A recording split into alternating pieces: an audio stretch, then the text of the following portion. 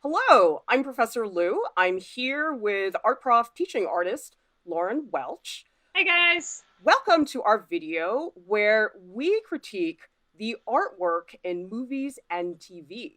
Today we have Star Trek The Next Generation, specifically a group of paintings that Data creates. Oh my God, I think this is going to be so funny and so good. If you want to grow as an artist but you can't afford art school or classes, we've got everything you need here at Art Prof: tutorials, critiques, career advice. You want to get started by subscribing to our channel and ringing the bell to make sure that you don't miss out on anything. Okay, let's jump into this. This is from a episode in Star Trek called Birthright Part 1. It is from season 6, episode 16. And if you don't know about The Next Generation, you should, because it's a really good series. Yeah, how So many this is people the think one with of Captain Jean-Luc Picard and Geordi and Data. And if you don't know about Data, the most important thing to know is that he is an android. And I'm not a Trekkie, but I am married to and related to a lot of people who are really obsessed with The Next Generation. So I feel like I've absorbed information about the series through osmosis. Yeah, this happened to me too. My partner is really into Star Trek, especially The Next Generation, and actually how I know about Data and painting is because he's like, "You're a painter. You should watch this episode. It's great." Like, and then I have this whole, like, all of this information, and I don't know where to put it, but like, this episode really stuck with me out of the several, episodes that I've watched. It was really, really charming. So basically, we're going to give Data a portfolio critique because what's so cool about this scene is that Geordi enters and he ends up showing Geordi so many paintings. I think there's like at least 10 or 12 paintings in this Yeah, scene. it's pretty impressive. It is. I mean, that's like super productive. So we were thinking, let's give him the portfolio critique treatment. So what we're going to do is we're going to start by talking about some general suggestions. And I really want to break down his materials because what does it mean to paint in Star Trek? Like, What it's a does that totally mean? different situation than what we would be doing normally, right? What does it mean for an android to be painting at all? That seems like the antithesis of computers is creativity that's supposed to be like a very human characteristic. So I'm really excited to jump into that part after we do the technique stuff. Absolutely. So let's break down Yeah. what supplies he's using because I actually noticed in this shot he's using a pre-stretched canvas. What do you think about that, Lauren?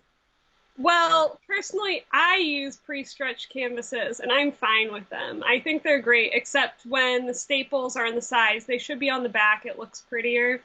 But it's kind of weird that it feels like an anachronism a little bit to have like, you're in the future, on the spaceship, and then you have like this prefab canvas that looks like it's probably from Michaels or something. But the thing is, though, here's the thing. When you're on the Enterprise, the way you get stuff is you ask the computer to make it for you, right? Yeah. So here's the thing. What did Data say to the computer to get that canvas? Like, did he say, computer, make me a Michaels pre-stretched canvas? Or did It's he say, computer, give me all the supplies that I need to make a canvas? Yeah, it feels so strange to me because at least from my other knowledge of Data, he tends to be like he studies the classics. Like he studies Shakespeare. He plays like the oboe. I Things play the like oboe. you play the oboe. So you should crit some of his oboe music sometime. But anyways, it's just like he he seems to be in touch with this more classical side. So I would think that he would ask for classical materials, or at least materials that are more traditionally made. Yeah, This but the is, thing is, though, because he has all of human history in his head, wouldn't he maybe go through the manual for Frederick's canvas for how to manufacture pre-stretched canvases, not knowing that actually that's not really the same thing as making your own canvases. As we show you guys in this tutorial that Alex Rowe and I did, we actually demonstrate multiple techniques: rabbit skin glue, acrylic gesso, how to stretch paper, and all of that stuff. So I agree. I do think that Data would have an appreciation for that. But as an Android, wouldn't he want like the precision of a manufacturer Maybe. for his Oh, painted you're surface? right. You're right. Maybe he does vibe with that. I'm not really sure. That could be a good point. Also, it's much faster to just have like prefab canvases or whatever. It's like more machine oriented. Like making your own canvas is full of like little, inconsistencies. Flaws all over the place. Yeah, yeah, and I could see how that would be like unattractive. By the way, those of you who are watching, please feel free to jump into the chat. Hello, 10,000 Crows. Tell us in the chat how many of you have watched The Next Generation and what your feelings are about Data doing painting. Because this next shot that I'm showing now, we can see that Data has a see-through palette. And I'm like, dude, what are you doing? That is not a good palette.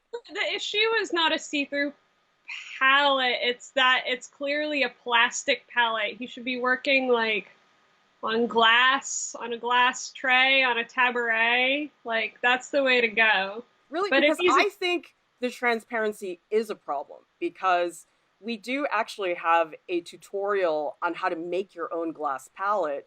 And one of the reasons I like to do it is I really enjoy having that gray foundation. So that way I can visibly see the white paint on the gray palette. Like, a lot of people use white palettes, and I don't like those because you can't really see the white paint very visibly. So I don't know about you, but I could not handle a transparent palette. I feel like I would not be able to see my colors at all. I mix my colors. I'm an acrylic painter. It's a bit different, but I mix my colors in little see-through plastic cups, and I think that works great. I've never had an issue with what you're talking about, but really? That's just me. Some people, I understand. Some people really like that, and they're really sensitive to that, and that's fine. Iodeji says hi. Hey, nice to see you. Well, see, another thing, though, that I'm noticing about his palette, he's not using a palette knife to mix. Like, don't those all look like just little blobs of paint? It looks like he actually hasn't really done anything on his palette. It looks like a prop. To be honest, it looks like the people that put this together didn't actually paint. They just wanted to make it kind of look to a layperson like he was painting, which is fine. I know, but doesn't that bother you that he's not using a palette knife when he's painting? Again, as a person that paints very precisely, yes, that's fine, actually, to me. So like, you think he's so precise as an android that he doesn't need a palette knife to mix? Yep. I think he uses a little bit. I wish I had that advantage. I think he uses, I mean, I wish that you could show video here. Like, you could show the scene where he's, like painting both sides and then switches the brushes and is painting like this. Right. And, like, that, like, he just, like, can go. He can just do it. He already, like, mixing colors is not a thing that he has to learn how to deal with. I mean, he can make how many paintings in 6 hours? Like, yeah, I think he says here, I've created 23 individual illustrations in the past 6 hours and 27 minutes. That's a pretty good production rate for painting, wouldn't you say? So he has no time to mix with a palette knife, is what I'm saying. Okay, fine. I sort of get that. But I will say, if you go to this next slide, I did notice if you look at the way he's holding the brush, he's like drawing with the brush. I don't really see him as being a very painterly painter, because I know one of the things that I do, like, okay, so I've got this brush here. When I hold the brush like a pencil, I tighten up a lot. And I don't tend to engage with the material so much. So what I do oftentimes is I hold the brush like this, which is a lot harder to control, but it's easier for me to loosen up and be more gestural. And so I see him just being so cautious and reserved with his hand grip. Like, he's not really getting any wrist action in there. I don't see a lot of physicality in the way he's painting. But he's also working into the details on this. He's in one of the last steps. So wouldn't it make sense that he would have like a more controlled grip if he's doing detail work? That's true, So but he's holding it like a pencil, and that to me, like he's holding it like this, and that's just wrong. I'm just gonna say it's just wrong. well, what Like about who this decision? I think it's funny that he's sitting down to paint because, I well, I always mean, this is personal preference because I can't sit down when I paint. I feel too comfortable. I need to be very upright and standing so that way I can really engage with the canvas.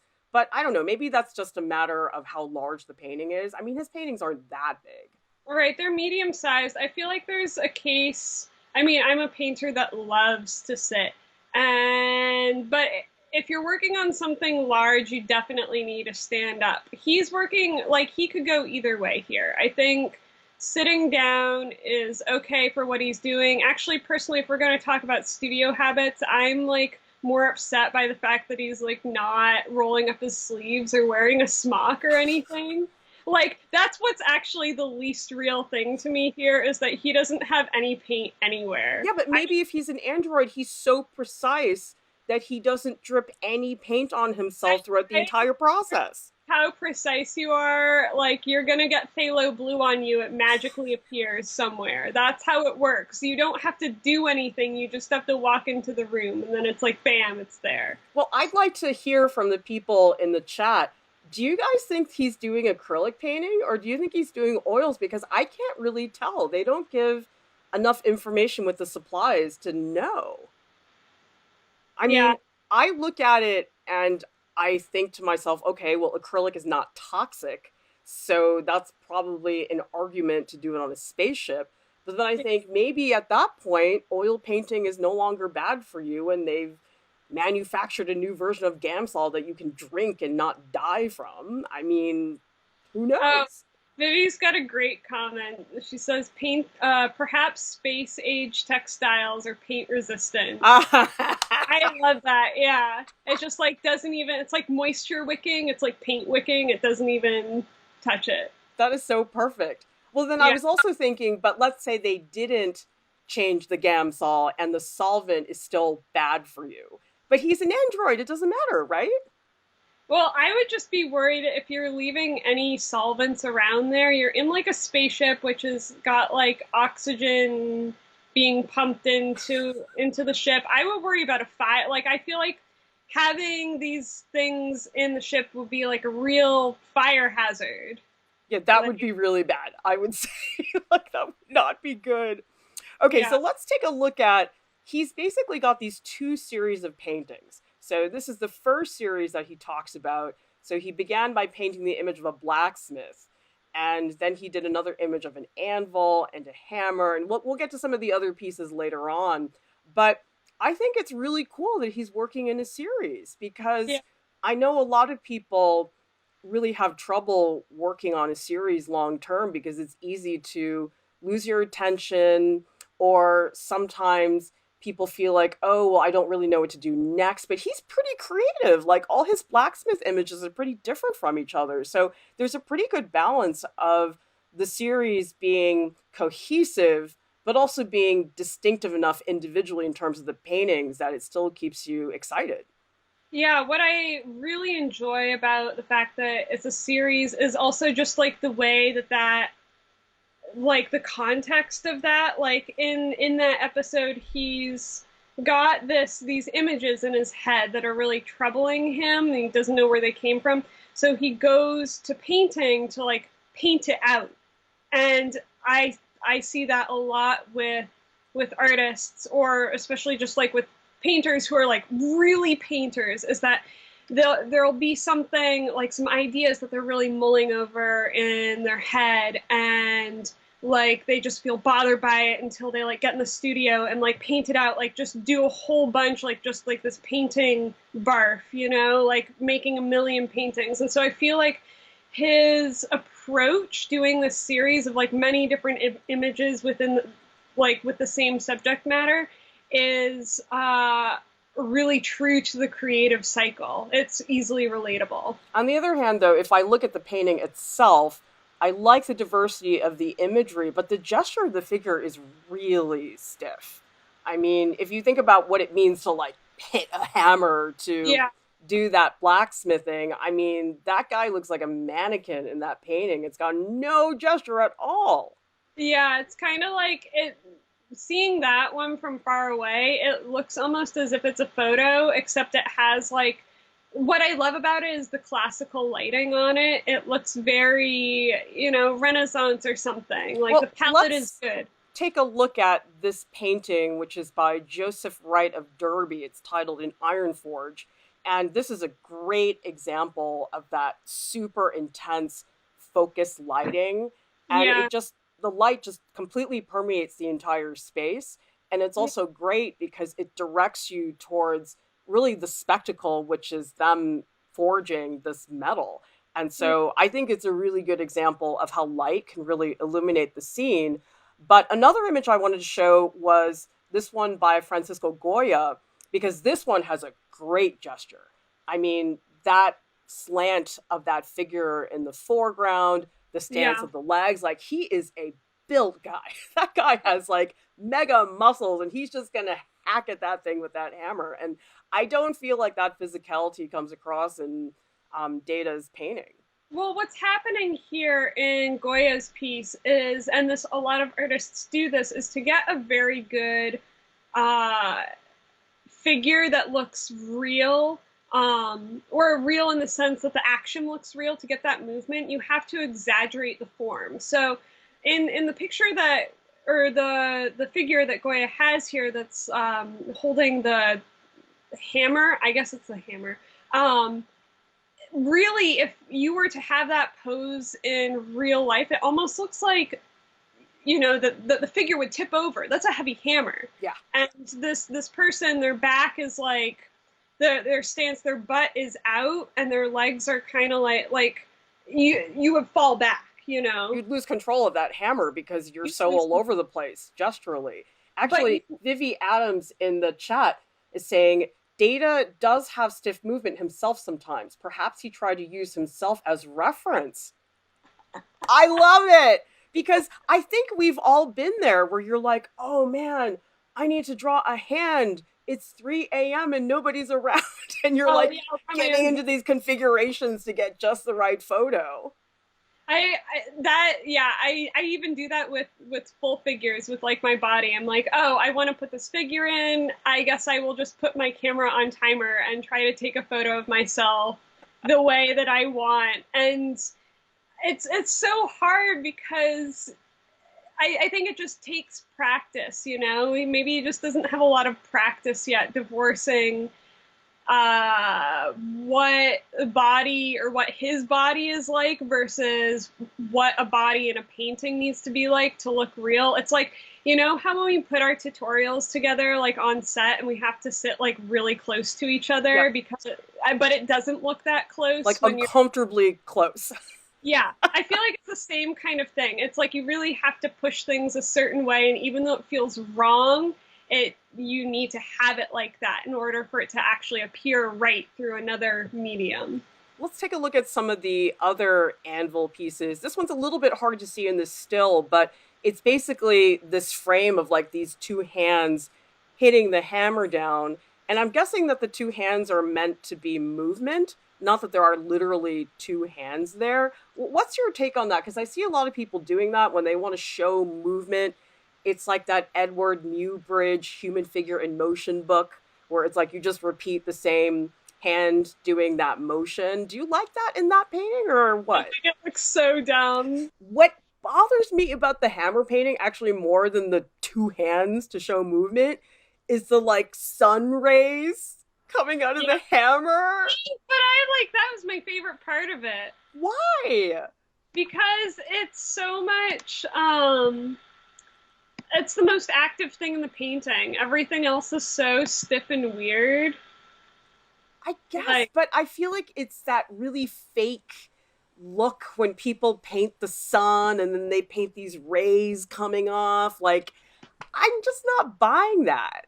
That's the only thing I buy in that painting. Like, whatever, you can feel that way, but it, it's got energy, whereas the rest of it is so static. Like, if it wasn't because we are just socially cued to think that an image that's repeated means movement, I would just be like, oh, it's two hands. They're going to hit the same thing. There's absolutely nothing else that describes movement in that No, piece. it's a pretty static painting. I mean, the hands look like mannequin hands. I mean, they look like they're plastic, not happening. And then I really wish we could see a higher res image because that portrait on the white sheet of paper in the background, that's actually Data's father. So I think that's funny too, because there is a tradition, I think, of artists drawing their relatives and people who are close to them. And Yeah. it sort of makes sense that, like, if he's going to draw a portrait of somebody, that it would be his father. Well, that was like the very big thing about that episode in general is that it was kind of this like waking up, like finding himself, like finding this new part of himself that he wasn't aware of. And when I think people are doing that, they often like reference other parts of themselves too to get there. So I found that part a little bit heartwarming that he had that. Also, it was a drawing, not a painting, That's true. That's which I different. also felt was more intimate. Although I was wondering, do you think he put the Vermeer painting up there as inspiration? Or do you think that Vermeer painting was just sitting there to begin with? I think he put there as inspiration. Like, he's a connoisseur of art. He likes art. Yeah, but for a connoisseur of art, he doesn't paint very well. Well, oh my God, Clara, really? Like, there's so many art connoisseurs that can't paint well. I guess, I mean, yes, you're right. They're totally separate skills. Collecting It's art is a much different thing than making art. for sure. Yeah, they're almost not related in a way. But you So, know something? The painting that I do think is pretty cool is this painting that he did of the corridor. Like, I love that painting. That is the painting I think of, and it's the most memorable painting of the paintings. I And mean, I he feel like nailed linear perspective in that painting. well, he nailed linear perspective. He also found that sweet spot between abstraction and representation. Like, if you look at what the hallway is based off of, like in his dream later, um, like that's a real boring picture. He turned it into something that you want to look at, like that black, which usually we're not into these pre-mixed blacks or whatever. It functions very well here because everything is so symmetrical and tight. It's just like the type of image that it is really fits the style that he's working with. Well, I also feel like he's making some color decisions about what type of color scheme he's trying to do, because I feel like what a lot of people try to do, or maybe what they think they're expected to do if they're painting from something that exists in real life, that they really have to copy what they see. But Yeah, you can tell from looking at the original corridor that it's this really bland, neutral brown color. But he's getting into like some serious burnt sienna in the corridor painting. and the navy blue that's up there in the ceiling, and he's not using straight up white. It's like this weird cream, like buff color, which is just like it feels like okay. So first of all, it feels like the Stanley Kubrick The Shining, not the Shining. Yeah, right. No, I think it's a Shining. Yeah. Yeah, with the hallway and the floor, and it's like I'm thinking of that floor a lot, both because this is a hallway with that geometry, but then also that color palette is very indicative of a certain era. When was that movie made? The I 70s? think maybe earlier than that. It's like that, but these colors are like remind me of those colors. By the It, way, those of you who are watching, please jump into the chat and tell us if you've seen this episode of Star Trek The Next Generation. It's Birthright Part 1, Season 6, Episode 16. But getting back to the painting, you know what I'm surprised about, Lauren, is that I am usually not a fan of dead center compositions. I Oh, feel I'm like crazy eight about times a it. day I'm saying that to somebody. This is one of the few compositions where I'm like, nope, this would not look good if it Yeah, was off center. It would yeah. totally fall apart. I agree. It reminds me, you know, that painting that we critiqued the other day with the kiwi, Yep. like how that was also centered, but was centered in a great way. And I think it comes back to this, like, really being thoughtful about one's symmetry and how also like what kinds of textures and shapes are playing into that symmetry. So what I also really like about this is there are details that are like lightly put in or implied, but really the things we focus on are these flat shapes.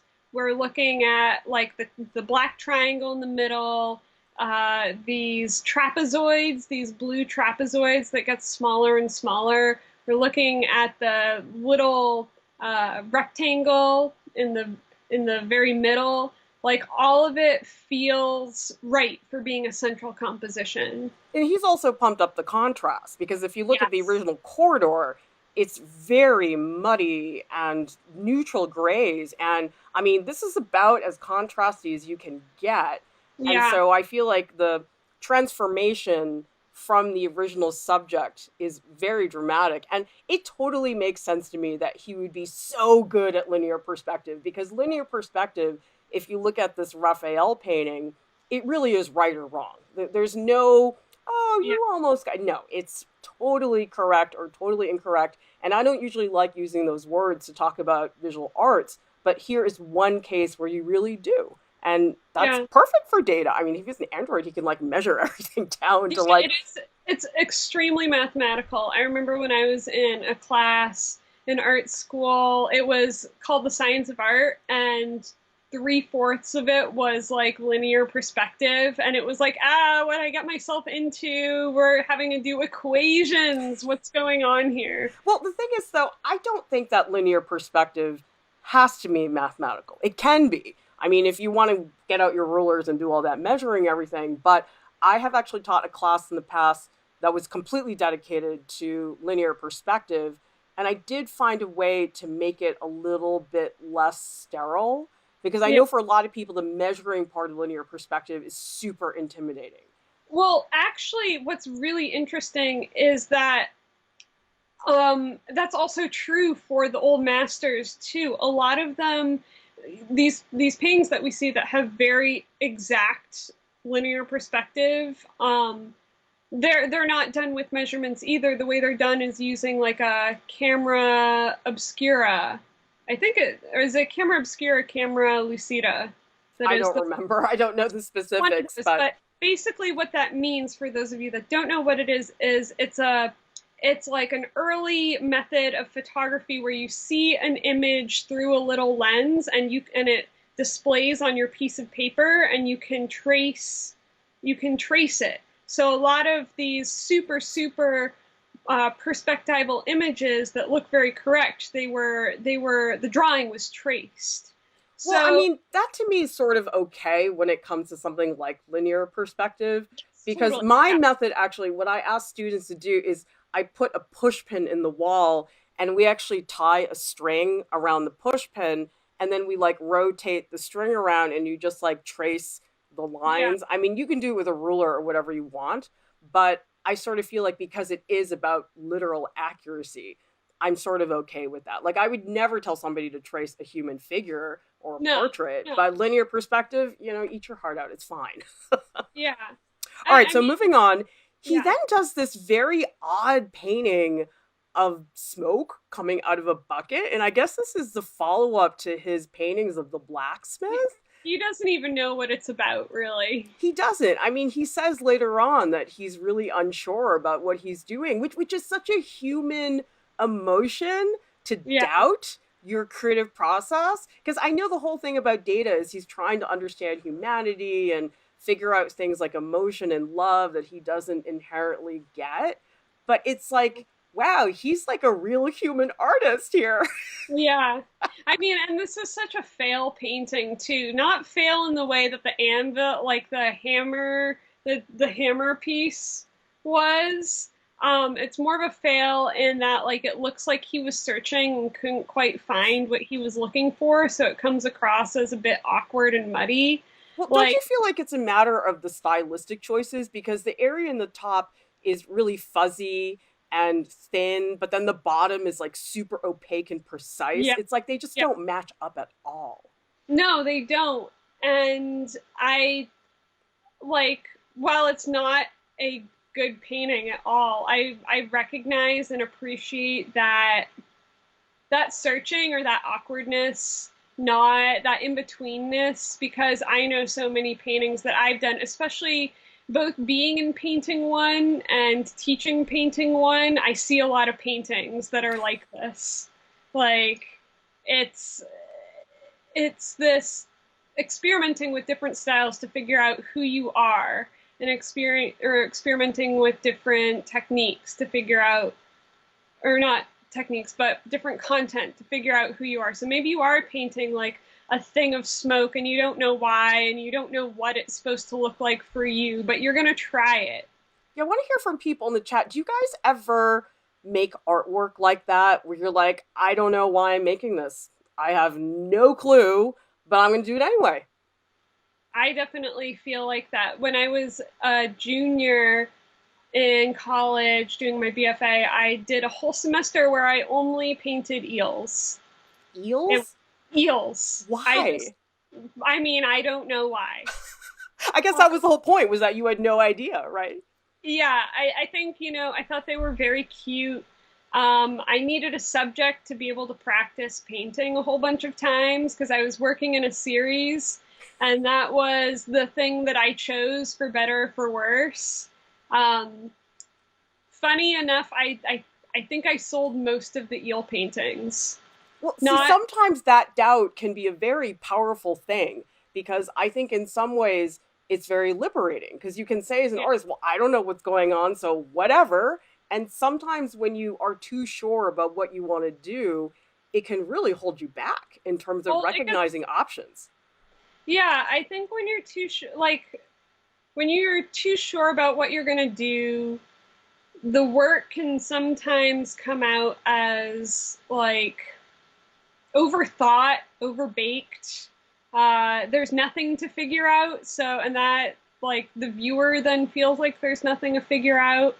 Or like if you feel like you've figured out everything on a particular subject, then the odds are that you've only scratched the surface. Actually, that's what I find. Mm-hmm. So that's only the first layer. It's always easiest at the first layer because you feel like so confident. You're like, I understand this now. There's nothing more to do.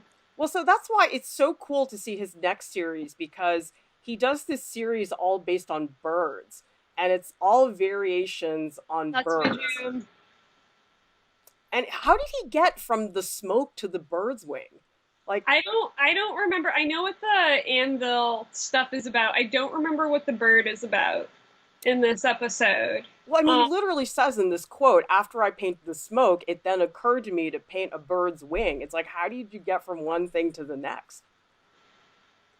I think this was again. I think this was like a part of his dream, or like these images that were appearing. And like sometimes I think it's also fair enough to set like to have say two different things going on in your studio. Like actually, this particular I don't know why I'm coming at Data's defense so much in this crit. I feel like I'm way like weighted on the pro Data area, but like um, I've had that exact experience where in one corner I'm making work about, say, like bodily limitations or like camouflage or something.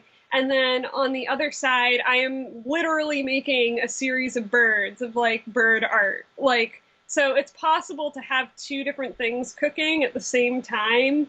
Like, that, some people do that. I know another artist that painted just like a little music box and then was like, okay, now I'm painting a fan. Like they're not related, but there are two images that held space in this person's brain. I mean, I think it totally makes sense to have several things going on because sometimes I'm working on a series and I'm really frustrated with it.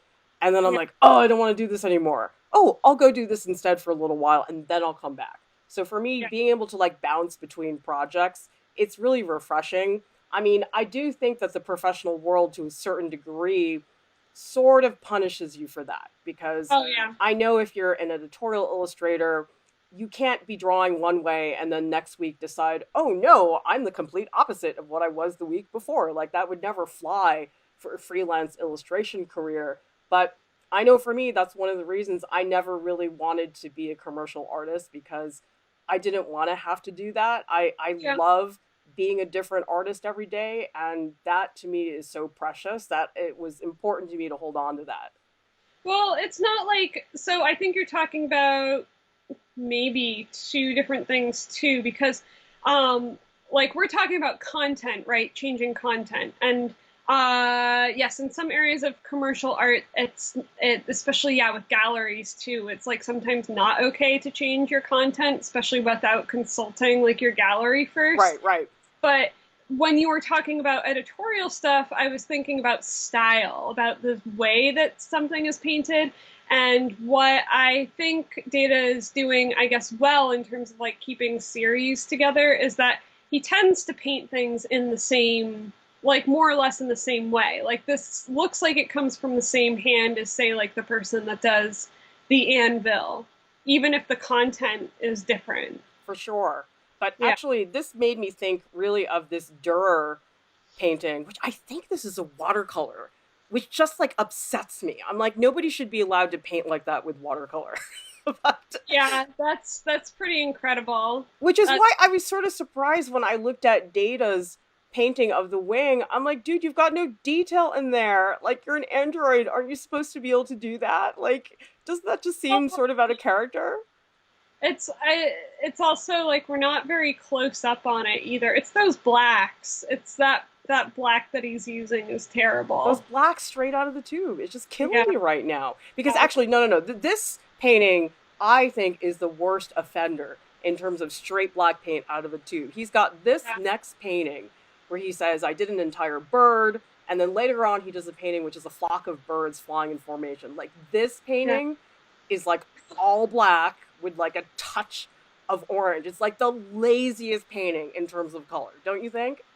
Yeah, it's a little Come on, eh. Lauren. It's a bummer. How come you're defending him? I'm not, I mean, I there is one artist that I really like that uses basically only those two colors and makes really great paintings, but that's within his set, like that's his thing. This is not Data's thing. He's not intentionally using just those two colors based on the rest of the work that he's doing.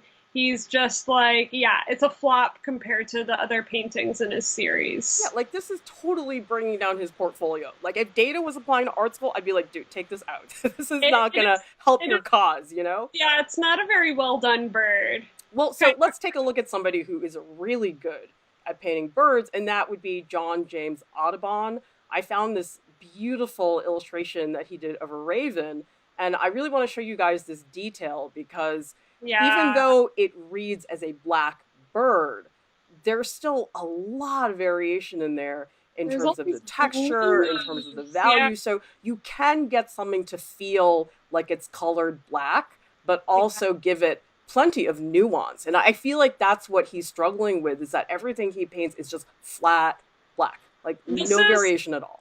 this is actually, it's really nice that you brought up the Audubon bird because I taught a class over the summer that was about painting and drawing birds from life, and we would use mounts like taxidermy birds, and like a lot of people wanted to do ravens or like blackbirds, so we brought those in, and it was a real challenge picking out all of the, like there are clearly a lot of colors, especially in the blackbirds, which are more like iridescent. Hmm. There are like tons of, the way to build a good bird black is to use a lot of purples and blues and Oh, to that's a layer good those point. on top of each other, because that's the way that you get some of those like lighter areas. The, like, if you're using a black that's like a straight up black, like a lamp black, or like something that's made out of like raw umber or something, the black comes out too cold, or Yeah. like too like, or just like too flat. And really there's a lot of, and this is like if you zoom in on like the structure of a bird's feathers, like the actual like molecular structure of it creates like all these crazy prismatic things with light. So you're actually using a ton of more saturated colors layered on top of each other to get a really true bird black. So Well, I data think it's easy to underestimate black. Like, people look at things, it's black, I'm going to paint it black. They yeah. don't feel any need to embellish beyond that. So I understand that impulse for sure. But you got to be careful not to fall into that trap. We got a comment from Lahona in the chat. It's as if the skill level from picture to picture fluctuates greatly if they are chronological. I think they are, because if you guys go down to the video description below, I actually typed out the script of this scene, and he does describe, I painted the anvil and then I did the hammer, and then it made me think about the bird. So I do think we are critiquing them in chronological order. But you are right. I mean, the skill level is pretty different, because actually his next painting, which is this flock of birds, is pretty good compared to all like, the other yeah, stuff. I like the painting. I think that it is true that skill level is not necessarily a linear thing. Like you can make Oh, some it's not. paintings and then make some really terrible paintings. But yeah, his skill level is really like even more all over the place, even beyond that. Like his technique like level changes from painting to painting, even if he's working on like the same subjects. But he's getting a lot better here. Like, don't you feel like this is the most painterly out of all of his Yeah. paintings? Yeah, well, it's kind of got this like Bob Ross look a little bit, which I that's not a diss. I love Bob Ross, but it's got like the I'm gonna paint like this vista with this beautiful sunset, and I'll use my titanium white and my ultramarine blue and all that. Like I could see this being a Bob Ross painting, and I would follow along. I don't know. I feel like this painting's a little bit ominous. Like, I think about Bob Ross, and I mean, maybe it's just the voice, but I feel like his It's just paintings the are voice. pretty serene, and you don't really get the feeling that anything bad's gonna happen. I just look See, at this painting and I feel like it's, I don't know, it's like something biblical, when like, oh, the locusts come and destroy the village. Like, he's to me, not it's the looking. morning before the storm.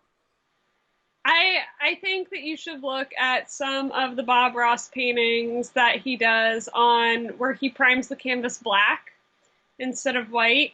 This is what that paint like, and actually, this is a good critique for Data. Is if he's going to use so many dark colors, he'd probably be better off priming his canvas black and applying, the light colors on top rather than the other way around here. It looked like he was painting, the birds in dark.